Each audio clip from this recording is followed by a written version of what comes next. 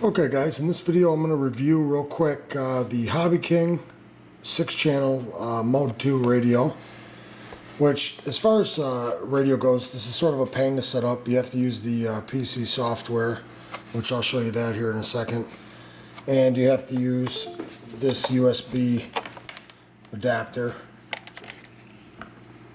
which I believe I got this with my Turn G9X, but you can use it. And I think it's like $4 on Hobbyking.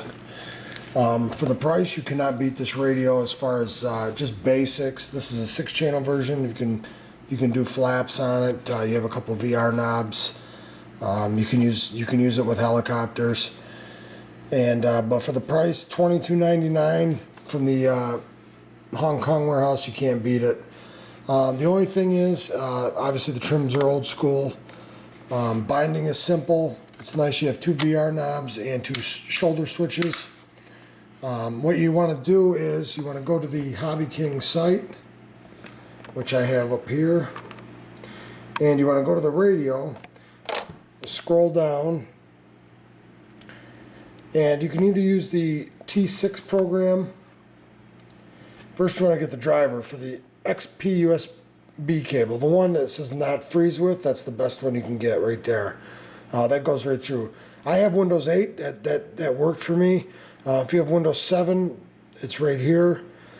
There's a manual here you can download, and this digital radio software. So you can do digital radio software, or you can use the T6 software, which is like the older stuff. If you want to use digital radio, it costs you $2. It's a demo version, but you can send $2 through PayPal to the maker of the program. And this is what it looks like, and you can you get a little more flexibility with what you can do with it. So it's pretty nice. When you're doing servo reversing and everything, you have to use this program. The radio doesn't have any switches on it or anything for servo reversing, so you have to use the program. This is the new one. It's called Digital Radio. It works really well. Let's see if I can get it to work here.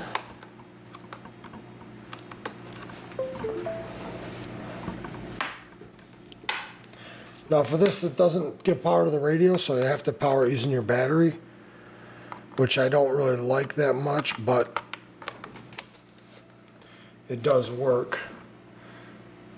So I'm going to close that out. The radio is connected. Now I'm going to go back into it. And it should show connected. Okay. So as you can see, now we're connected. This is nice for when you want to review or reverse your channels. You got all that here. You can do throttle and pitch curves. You can do different idle speeds. You can change dual rates on and off, sub trims. You can assign your switches to different channels. You can go to model type and stick type, which is sort of neat. You got your different degree swash plates here. You can do a 120, a 90, or a 140 for a helicopter. I'm choosing acro. Stick type, you can choose your modes. Which I am in mode 2. And it's pretty simple. It's pretty self-explanatory. You can save files, you can export, import, pretty much like any of the other software. What is nice about this, it's a little easier to read and understand, and everything's on one page.